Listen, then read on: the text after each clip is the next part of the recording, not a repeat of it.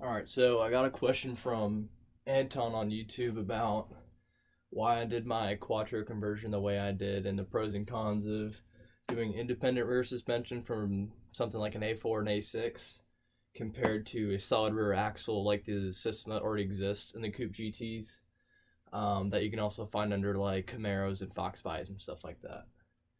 And go over the pros and cons and just show you some of the differences between them and why I decided to go with independent rear suspension as opposed to solid rear axle.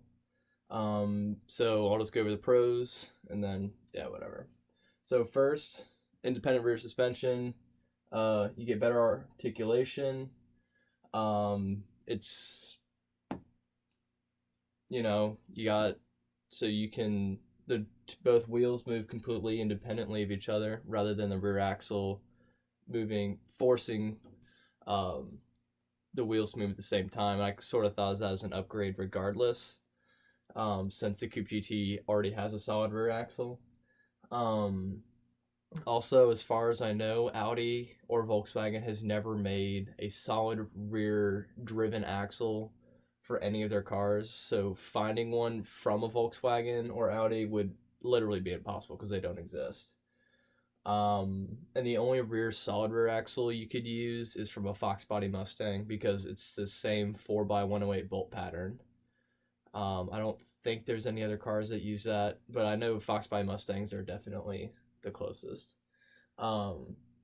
However, with the independent rear suspension from the A6, it had a 5x112 bolt pattern. So I have BBSs, so I decided to stick with 4x108 so I could keep using them. But if you wanted to upgrade to 5 lug and you used the rear subframe from an A6, you'd already be halfway there.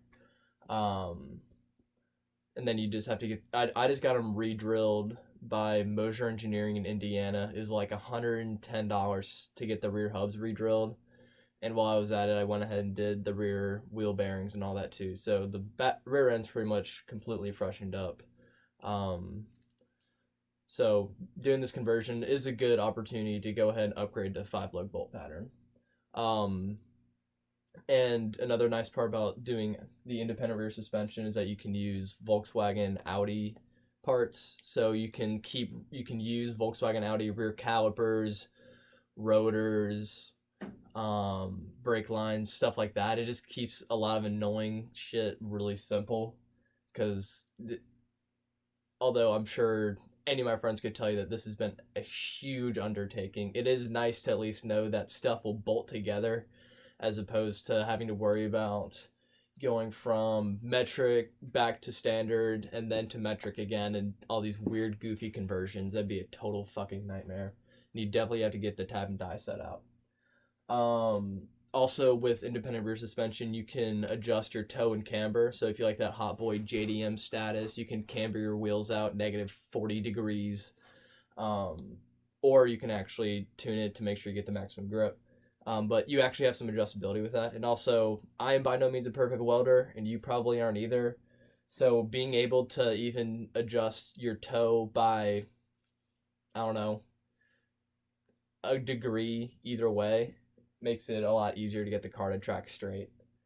Another thing is that since if you use independent rear suspension, you're getting true Quattro, so you'll get the torsion helical locking differentials as opposed to the clutch that a lot of GMs and Fords use. So they're pretty much zero maintenance, just replace the oil in them every once in a while. You don't have to worry about clutch packs or anything like that. And also you can say that's true Quattro all-wheel drive. And if you ever want to upgrade, so right now I have a mechanical locking diff that you actually have to pull a switch for. If you like that sort of thing, that's more of like what trucks have. But you can have a fully locked diff, or you can have a mechanical locking diff like a torsion differential. And just having the option is nice. And if I wanted to, I could convert it to a torsion differential pretty easily, but I kind of like having the rear locking diff.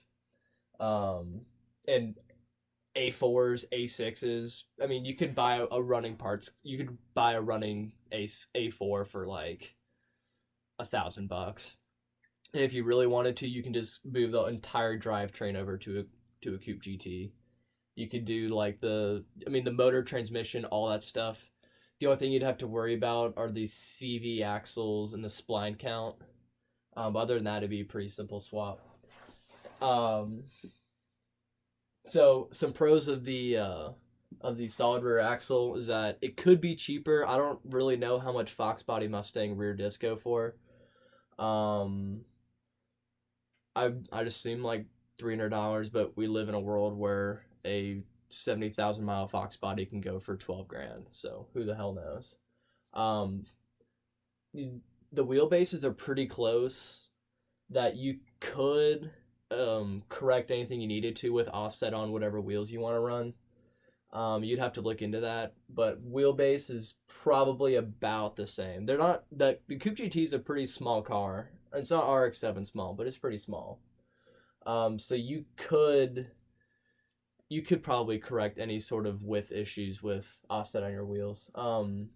If not, it'd really suck, but you'd have to cut your different or your axle tubes, and that would get expensive. You'd also have to get custom axles and all that. That'd just get ugly.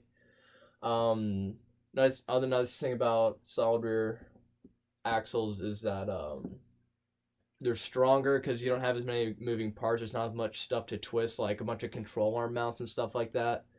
And it's literally, you have 2 shock mounts, 2 panhard mounts, and that's pretty much it as far as mounting it. You don't have to really clearance anything. The only thing I can guarantee is that you're gonna have to chop your exhaust off and do something kind of funky with that. I know mine's gonna hang pretty low and it's gonna be pretty fucking close to the drive shaft. So that's kind of some of the sacrifices you're gonna have to make.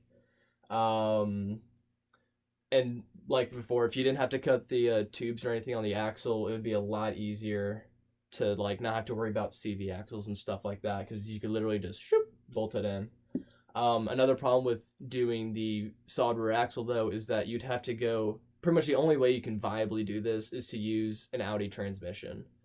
The nice thing is that the 016, which came in the 4000s, 5000s, and synchro quantums, they will all bolt to any pre-1989 Audi 5 or 4 cylinder. And then that has the manually locking diff that you flip a switch for and it'll lock the center diff. And then from then on, they made the 01A, which will bolt to virtually any Volkswagen or Audi motor, and that has a torsion diff. And then there's the 01E, which came in a 5 or 6 speed. And the 01E is like the Mac Daddy. It's wicked strong. People beat the absolute snot out of them, and they just don't quit. And those also have a torsion diff. And those came in the Audi 200s, the S4s, S6s. I think that's all. They made a bunch of those. So then all this stuff is relatively easy to find. I mean, I found my transmission and diff on eBay for $350, 500 shipped to my door. So it's not really that bad of a deal. And regardless of what you do with the back, in the front, you're going to have to do some clearancing. So along the transmission tunnel on the driver's side, I had to cut a slot out that I'm going to brace and put some thin-walled tubing over, because the shift rod would hit up against the transmission tunnel. So I just cut a slit out so it could slide in. You're going to have to do that. And there's also, on the driver's side, front right corner of the transmission tunnel, you're going to have to clearance that out too in order to get the transmission to fit. So don't bitch out with the angle grinder. So another really important part about doing all-wheel drive is to make sure that your center differential final drive, your front diff final drive, and your rear differential final drive are all the exact same. So obviously if you buy it all from the same car, you're not gonna have to worry about it like I did. So I think I'm running 389s front, center, rear. And on if you were to use like a diff from a Fox Body Mustang, first off, a lot of times a ratio like 411 is actually like 411 point whatever. So you have to make sure that the final drives are all pretty much exactly the same, or else you're going to either strip out your differentials or, best case scenario, twist your drive shaft in half. So all those numbers have to be exactly the same. Another issue is with the solid rear axle is that obviously Volkswagen Audi doesn't have one, so you'd have to do a custom flange from a Volkswagen Audi drive shaft to a Ford or GM rear diff. And down here, so Audis have a CV drive shaft U-joint thing. It's not really a U-joint, but it's like a CV axle. It's just stretched out really long. And so you'd have to convert from this to a U-joint style rear differential like on GMs or whatever. So there's a circular bolt pattern for this, and the U-joint ones look like a hashtag or whatever. So you'd have to somehow convert from that to that. You could maybe cut the yoke off and weld on a Ford one. But the problem with that, the problem with that is that you're going from a metric tube to a standard size differential tube. So you would have to definitely get the lathe out or something like that to get the Ford yoke to bolt into it. And also you'd have to get it balanced. It'd just be a mess. But either way, you're gonna have to get a custom drive shaft. Maybe one from an A4 would work, because my drive shaft, now that I got out of an A6, measures from an automatic. It measures 65 inches, and the one from an A4 measures 60.58 inches. That's also from an automatic that's from an automatic A4. So, and my drive shaft is about 4 inches too long. So I was considering getting one from an A4, but I've got a guy who's going to help me out with the lathe, who's going to help me out for free. So there's no point in spending money, right? So cons of doing the independent rear suspension is lots and lots and lots and lots and lots of measuring to make sure everything is as square as you can possibly get it, because otherwise your alignment's going to be so far off that you can't adjust it in with the factory enabled adjustments. Next, you're gonna have to brace it a lot more, because with independent rear suspension, you also have a rear subframe that you're gonna have to somehow bolt into the car.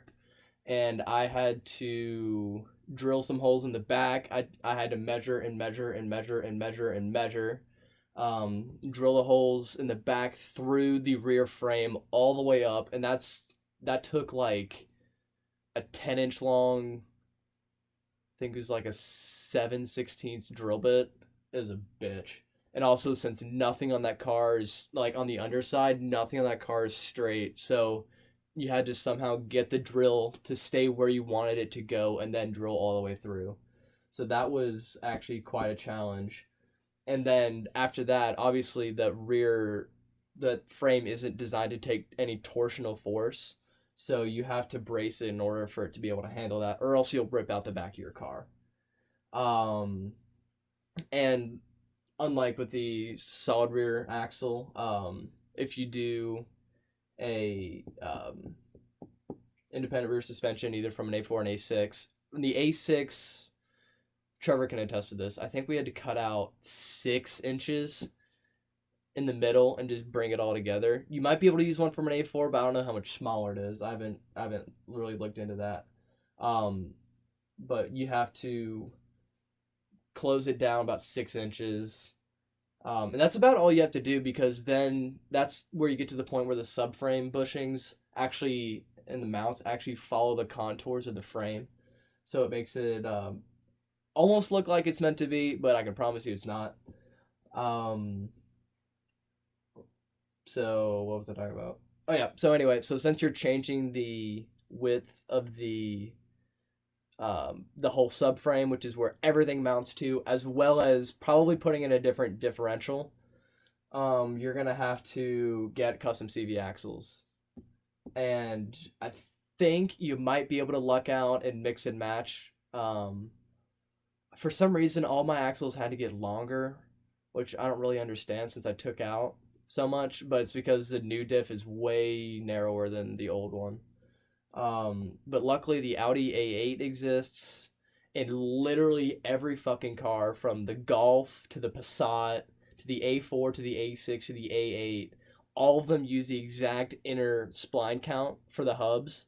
So literally any axle will slip into and bolt into any Audi differential. It's fucking amazing. It's like big expensive German Legos. Like my drive shaft from an A6 bolts into a differential from an 82 Quantum. It's kind of crazy.